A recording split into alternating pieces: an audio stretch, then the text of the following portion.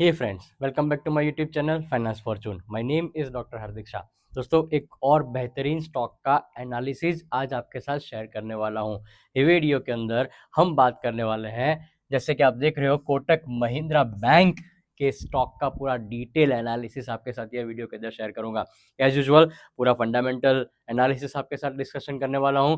उसके साथ साथ मैं कहीं ना कहीं बैंक का ओवरव्यू देने वाला हूं, बैंक के बिजनेस के बारे में ओवरव्यू देने वाला हूं, टेक्निकल लेवल्स आपके साथ बहुत ही बेहतरीन शेयर करने वाला हूं, और ऑब्वियसली आपके साथ जो सपोर्ट और रेजिस्टेंस के जो लेवल्स है ना, वही आपके साथ शेयर करने वाला हूं। सो फ्रेंड्स, मेरी चैनल पर नए हो ना और अभी तक वो सब्सक्राइब बटन को नहीं दबाया है, सो फटाफट से वो सब्सक्राइब बटन को दबाओ और बेल आइकन को दबाना मत भूलना, ताकि फ्यूचर में मेरे जो वीडियो आएंगे ना, उसका नोटिफिकेशन आपको सबसे पहले मिल जाए। टाइम नहीं बिगाड़ते हैं और डायरेक्टली शुरू करते हैं कोटक महिंद्रा बैंक के स्टॉक का ये पूरा डिटेल एनालिसिस। जैसे कि आप जानते हो, हम शुरुआत करेंगे पूरा फंडामेंटल एनालिसिस और फंडामेंटल डेटा आपके साथ में शेयर करने वाला हूं। सबसे पहले बात करें ना, तो पर्टिकुलर कोटक बैंक का जो market cap as of now है ना, वो अप्रोक्सीमेटली 4,30,000 करोड़ के आसपास का है। To be very specific, 4,29,526 crore के आसपास का कहीं ना कहीं आपको कोटक बैंक का ये मार्केट कैप देखने को मिलेगा। स्टॉक का जो प्राइस अर्निंग रेशियो है ना, वो 21.8, मतलब पी रेशियो आपको यहाँ पर 21.8 दिखने को मिलेगा। और उसकी कंपैरिजन अगर मैं इंडस्ट्री पी के साथ करने जाऊं ना, तो इंडस्ट्री पी करीबन करीबन नियर टू जो कंपनी का, मतलब बैंक का जो प्राइस अर्निंग रेशियो है ना, उसके पैरेलल ही चल रहा है। मतलब ये आपको 22 देखने को मिलेगा, तो ये आपको 20 देखने को मिलेगा। उतना कुछ ज्यादा मतलब बोलते हैं ना कि प्लस प्लस माइनस यहाँ पर आपको नहीं देखने को मिलेगा। रिटर्न ऑन कैपिटल एम्प्लॉयड 7.86% है, जो मेरे हिसाब से कहीं ना कहीं थोड़ा डाउन साइड पर है। मतलब ये तो चलो, ये तीन चीजों ठीक है, पर यहाँ पर थोड़ा क्वेश्चन मार्क मुझे लग रहा है। क्यों? क्योंकि मैं जो मान के चलता हूँ ना कि भाई जो रिटर्न ऑन कैपिटल 20% या बोले तो भाई 15 से 20% की एक रेंज होनी चाहिए, वो बेहतर माना जाता है, बट यहाँ पर थोड़ा कम आपको देखने को मिलेगा। उसके सामने रिटर्न ऑन इक्विटी, वो थोड़ा बहुत तो मुझे इन लाइन लग रहा है। मतलब 15%, जो मेरा जो डाउन साइड का जो रेंज होता है ना, वो 15% से लेकर 20% का ही होता है। सो यहाँ पर भी आपको ये अच्छा खासा 15% का रिटर्न ऑन इक्विटी देखने को मिलेगा। कंपनी के ऊपर डेट अप्रोक्सीमेटली 5,34,000 करोड़ से भी ज्यादा का डेट यहाँ पर कंपनी के पास अवेलेबल है। मतलब ईपीएस कंपनी का 113 रुपए, जो अच्छा खासा माना जाता है। मतलब अभी ना आपने देखा भी होगा, रिसेंट टाइम में कोटक बैंक ने अच्छा खासा रिटर्न भी आपको जनरेट करके दिया हुआ है। उतना वॉलेटिलिटी यहाँ पर आपको देखने को नहीं मिलेगी। क्यों? क्योंकि यहाँ पर कंपनी के जो, मतलब बैंक का जो बीटा है ना, वो 0.88 का ही है। और अगर बीटा 1 से कम है, लेस देन 1 है, तो उसको हम ये बोलते हैं कि भाई उतना वॉलेटाइल स्टॉक यहाँ पर आपको देखने को नहीं मिलेगा। बट हाँ, थोड़ा थोड़ा ओवर वैल्यूएशन की तरफ अभी ये बढ़ रहा है। कैसे बढ़ रहा है? क्योंकि उसका जो price to book value ratio है ना, वो 2.92 है। जनरली हम ऐसा बोलते हैं कि 1 से नीचे का जो price to book value ratio होगा ना, वहां पर स्टॉक को हम अंडर वैल्यू गिनेंगे। और 3 से जनरली ऊपर का जो price to book value ratio होता है, उसको कहीं ना कहीं हम ओवर वैल्यूएशन बोलते हैं। मतलब 1 से 3 के बीच की जो रेंज होती है ना, वो बढ़िया मानी जाती है। एज ऑफ नाउ ये 3 के पार तो नहीं गया, but 3 price to book value ratio 3 रुपए के आसपास कहीं ना कहीं आपको ये देखने को मिल रहा है। सो ये कुछ फंडामेंटल जो डेटा थे ना, जो आपके साथ मेरे को शेयर करना बहुत इंपॉर्टेंट था। क्यों? क्योंकि कई बार ऐसा होता है ना कि भाई टेक्निकल लेवल्स काम करे या ना करे, बट कभी ना कभी फंडामेंटल बुरे नहीं हो सकते। मतलब फंडामेंटल कभी झूठ नहीं बोलते हैं। जो भी फंडामेंटल है ना, उसी के बेस पर कंपनी की जो प्राइस मूवमेंट होती है ना, वो डिसाइड होती है। सो कहीं ना कहीं ये फंडामेंटल एनालिसिस आपके साथ शेयर करना बहुत इंपॉर्टेंट था, जो मैंने यहाँ पर आपके साथ कर दिया। एक और इंपॉर्टेंट डेटा अगर आपके साथ में शेयर करूं ना, तो कंपनी का जो कंपाउंडेड सेल्स ग्रोथ है, अगर पिछले 3 साल की एवरेज देखने जाए ना, तो कहीं ना कहीं 20% से यहाँ पर सेल्स ग्रोथ आपको बढ़ता हुआ देखने को मिला है। अगर वही चीज को मैं और थोड़ा डीप में जाऊं, मतलब 5 साल का डेटा लूं, तो 14% के आसपास का कहीं ना कहीं आपको सेल्स ग्रोथ देखने को मिला है। और उसके साथ साथ 10 साल, टाइम बहुत पीरियड होता है, लंबा पीरियड होता है, 10 साल के अंदर भी आप देखने जाएंगे ना, तो कहीं ना कहीं एवरेज जो सेल्स ग्रोथ है ना, वो 17% है। मतलब 3 साल के अंदर 20%, 14% और 17%, 10 साल के अंदर 17% का एवरेज सेल्स ग्रोथ अच्छा माना जाता है। मुझे लगता है कि वो सेल्स ग्रोथ कहीं ना कहीं वो लाइन इन लाइन जो बोलते हैं ना कि भाई इंटैक्ट है, कहीं ना ऊपर बहुत उतना जा रहा है, ना बहुत नीचे जा रहा है। मतलब एक रेंज के अंदर, मतलब मैं मान के चलता हूँ कि 15 से 20% की रेंज के अंदर कहीं ना कहीं सेल्स ग्रोथ आपको यहाँ पर देखने को मिलेगा।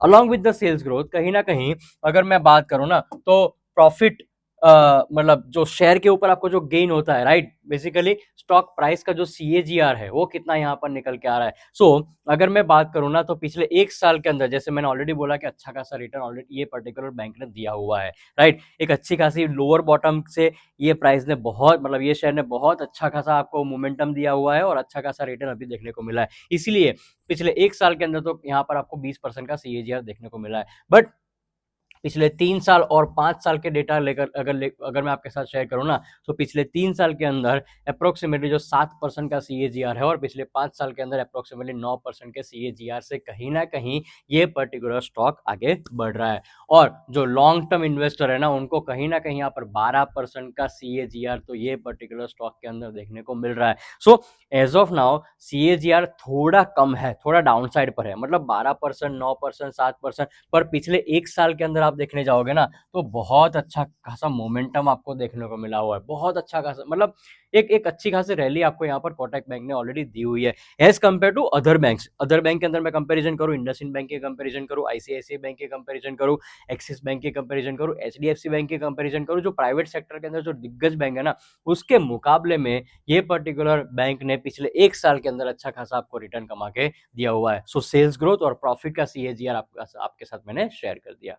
जल्दी से बैंक के बारे में डिटेल जान लेते हैं। बहुत डिटेल मतलब मुझे बताने की ज़रूरत है नहीं, पर कहीं न कहीं थोड़ा बहुत ओवरव्यू में देने की यहाँ पर कोशिश कर रहा हूँ। So Kotak Mahindra bank is a diversified financial service group providing a wide range of banking and financial services. सबसे पहला बहुत इंपॉर्टेंट जो आपको सबको पता है कि ये बैंकिंग एंड फाइनेंशियल सर्विसेज को यहाँ पर ये पर्टिकुलर बैंक प्रोवाइड करती है, including retail banking, treasury and corporate banking, investment banking, stock broking, vehicle financing, advisory services, asset management, life insurance and general insurance.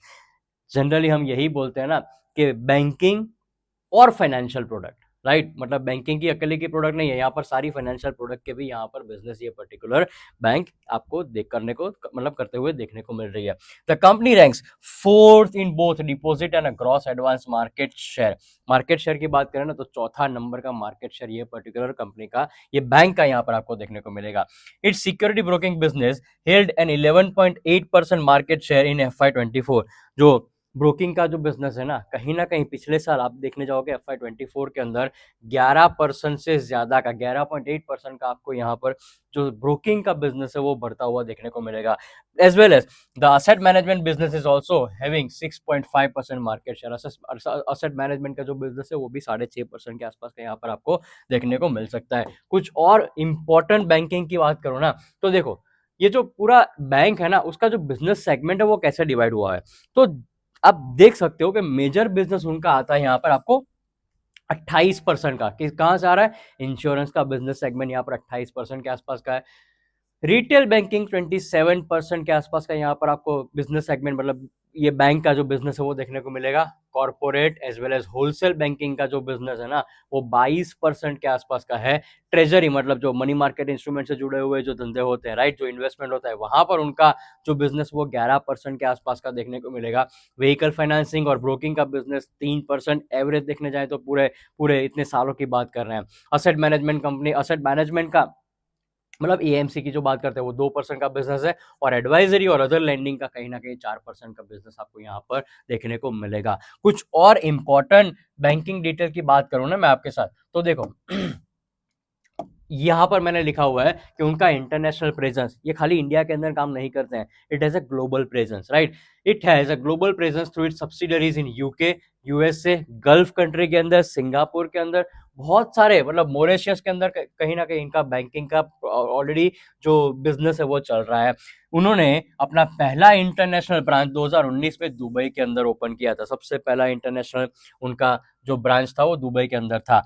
As of now जो FY24 का data यहाँ पर मेरे पास है ना, वहां पर उनके पास अप्रोक्सीमेटली 5 करोड़ से ज्यादा के कस्टमर्स है, जो खाली 2022 FY22 के अंदर 3 करोड़ के आसपास के थे। तो बिजनेस के अंदर भी इन लोगों ने, मतलब बैंकिंग के अंदर या कस्टमर जो बेस बनाना है उसके अंदर भी कहीं ना कहीं इन लोगों ने अच्छा खासा, एक बोलते हैं ना कि बढ़ोतरी देखने को मिली है, क्योंकि 3 करोड़ से 5 करोड़ 2 साल के अंदर 2 करोड़ कस्टमर को ऑलरेडी उन लोगों ने जोड़ लिया हुआ है। सो ये कुछ माइनर इन्फॉर्मेशन थी जो बैंकिंग से, मतलब ये पर्टिकुलर बैंक स्टॉक से जुड़ी हुई थी, जो आपके साथ मैंने शेयर कर। अभी आपके साथ मैं शेयर होल्डिंग पैटर्न भी शेयर कर लेता हूँ। कौन कौन से लोग हैं जो इन्वेस्टमेंट ऑलरेडी ये पर्टिकुलर बैंक के अंदर करके बैठे हुए हैं। तो देखो, प्रमोटर के पास तो अप्रोक्सीमेटली 25.88% का यहाँ पर आपको स्टेक देखने को मिलेगा। एफआईआई 32% के आसपास का यहाँ पर स्टेक रख रहे हैं, और जो डोमेस्टिक इंस्टीट्यूशनल इन्वेस्टर्स हैं उन्होंने भी करीबन 29% के आसपास का यहाँ पर स्टेक रखा है। और जो पब्लिक के पास है ना, वो 12.83% के यहाँ पर आपको शेयर देखने को मिलेंगे। बहुत ही इंपॉर्टेंट डेटा है। प्रमोटर ने प्लेस किए हुए हैं शेयर, बहुत सारे प्लेस किए हुए हैं, बट फिर भी अभी उनके पास 25.88% का स्टेक ऑलरेडी अवेलेबल है। एफआईआई और डीआईबी इंटरेस्टेड तो होते ही हैं हर बार ये पर्टिकुलर बैंक में अपना इन्वेस्टमेंट करने के लिए, और पब्लिक के पास अप्रोक्सीमेटली 12.83% का आपको यहाँ पर स्टेक देखने को मिलेगा। एक और इम्पोर्टेंट डेटा आपके साथ शेयर कर रहा हूँ, वो डेटा ये है कि कहीं ना कहीं आप देख सकते हो कि जो ये पर्टिकुलर शेयर ने हाई प्राइस लगाया था ना 2253 रुपए का, कब लगाया था? ऑलमोस्ट 3.5 साल पहले, 25 अक्टूबर 2021 को इसने हाई प्राइस लगाया था, ऑल टाइम हाई प्राइस लगाया था, जो था 2253 का। ओके, 52 वीक हाई यहाँ पर लगा है, रिसेंटली लगा है 2202 रुपए और 50 पैसे का रिसेंट हाई लगा है 52 वीक हाई का। ओके, और जो 52 वीक लो है वो 1540 रुपए के आसपास का यहाँ पर आपको प्राइस देखने को मिलेगा। अपने 52 वीक हाई से करीबन अप्रोक्सीमेटली मैं देखने जाऊं तो 2-4% के आसपास कहीं ना कहीं ये शेयर अभी दूर चल रहा है, और 52 वीक लो से 39% के आसपास का यहाँ पर दूर प्राइस चल रही है करंट मार्केट प्राइस से। एक और बहुत ही इंटरेस्टिंग डेटा आपके साथ शेयर कर रहा हूं, ये पर्टिकुलर बैंक ने आउट परफॉर्म किया। किसको आउट परफॉर्म किया? निफ्टी को। पिछले एक महीने का डेटा मैं बोलने जाऊं ना, तो कोटक महिंद्रा बैंक का शेयर अप्रोक्सीमेटली 14% से आपको रिटर्न दे चुका है, जहां पर निफ्टी 50 ने खाली आपको 7% का। मतलब निफ्टी की कंपैरिजन में कोटक महिंद्रा बैंक ने आपको डबल रिटर्न कमा के दिया। ये 7% पिछले एक महीने के अंदर निफ्टी चला, और ये कोटक महिंद्रा बैंक 14% चला, जिसको मैं कंप्लीटली बोलूंगा कि इसने आउट परफॉर्म किया हुआ है निफ्टी के कंपैरिजन में। सो ये डेटा बहुत जानना जरूरी था।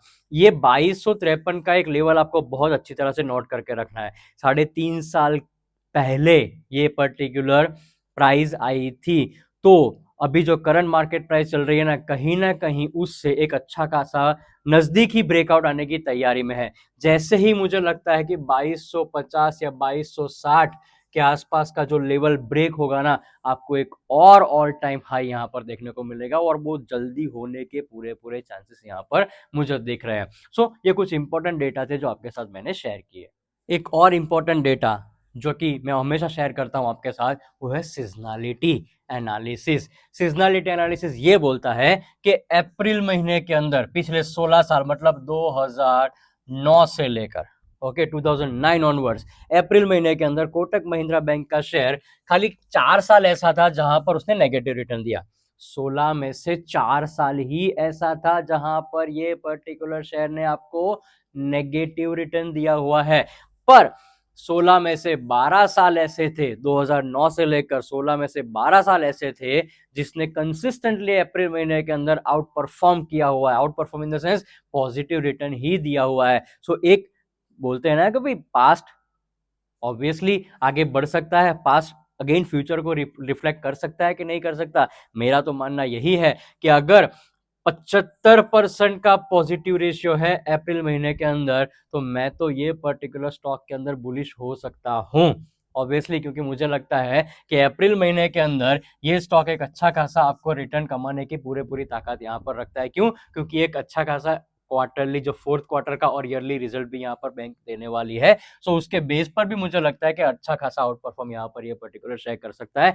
खाली बेस्ड ऑन सीजनलिटी एनालिसिस में बोल रहा हूँ, बाकी सब चीज यहाँ पर मैंने ऑलरेडी नोट डाउन की हुई है, आपके साथ शेयर भी करूंगा। पर सीजनलिटी एनालिसिस मुझे ये बोलता है कि ऑलमोस्ट 16 में से 12 साल तो अप्रैल महीने के अंदर आपको अच्छा खासा रिटर्न मिला हुआ है।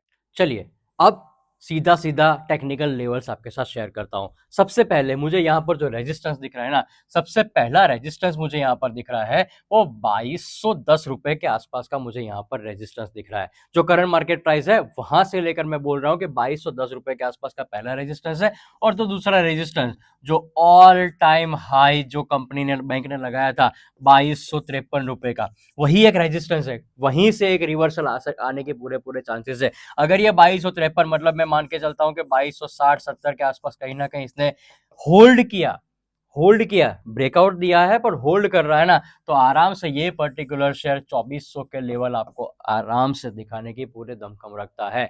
बहुत सारे ब्रोकरेज हाउसेस ऐसे हैं जिन्होंने ये कोटक बैंक के जो एनालिसिस करते हैं ना, स्टॉक एनालिसिस करते हैं, अपना रिपोर्ट, रिसर्च रिपोर्ट डिक्लेयर करते हैं, वहां पर कोटक बैंक का टारगेट अगले 1 साल में उन्होंने 2500 रुपए से भी ज्यादा का यहाँ पर दिखाया हुआ है। वो तभी पॉसिबल होगा जहां पर आपको एक अच्छा खासा एक तगड़ा वाला स्ट्रॉन्ग ब्रेकआउट देखने को मिले। चलो, ये तो मैंने बोल दिया रेजिस्टेंस लेवल था। अब मैं बात कर लेता हूं आपको सपोर्ट की भी, कि कहां कहां गिरावट आती है तो कहां कहां ये स्टॉक सपोर्ट लेने की पूरी क्षमता रखता है। सो पहला सपोर्ट करंट मार्केट प्राइस से ऑलमोस्ट 100-125 पॉइंट नीचे के आसपास, मतलब 2050 के आसपास के यहाँ पर आपको पहला सपोर्ट लेवल देखने को मिलेगा। उसके बाद जो दूसरा बड़ा और तगड़ा सपोर्ट यहाँ पर लेवल देखने को मिल रहा है ना, वो 1980 रुपीज का यहाँ पर आपको देखने को मिलेगा। और अगर वहां से भी और गिरावट आती है तो 1860 रुपीज का कहीं ना कहीं आपको एक तीसरा सपोर्ट लेवल भी आपको यहाँ पर देखने को मिल सकता है। सो देखो, दो रेजिस्टेंस आपके साथ शेयर किए और 3 सपोर्ट लेवल यहाँ पर मैंने आपके साथ शेयर किए। प्लीज रिक्वेस्ट करता हूं कि एक बार ये रेजिस्टेंस और सपोर्ट लेवल को नोट डाउन कर लो। नोट डाउन इसीलिए करने की बात कर रहा हूं कि कहीं ना कहीं ये रेजिस्टेंस और सपोर्ट लेवल ही है जहां से आपको एक ट्रेंड रिवर्सल देखने को मिल सकता है। इसीलिए इंपॉर्टेंस में इसीलिए बोलता हूं कि इसको नोट डाउन कर लो, ताकि जब भी ये लेवल्स आपको कहीं ना कहीं देखने को मिलते हैं ना स्टॉक प्राइस के अंदर, तो आपको रिएक्शन क्या करना है, मतलब बाय साइड का रिएक्शन करना है या सेल साइड का रिएक्शन करना है, वो आपको पता चल जाएगा।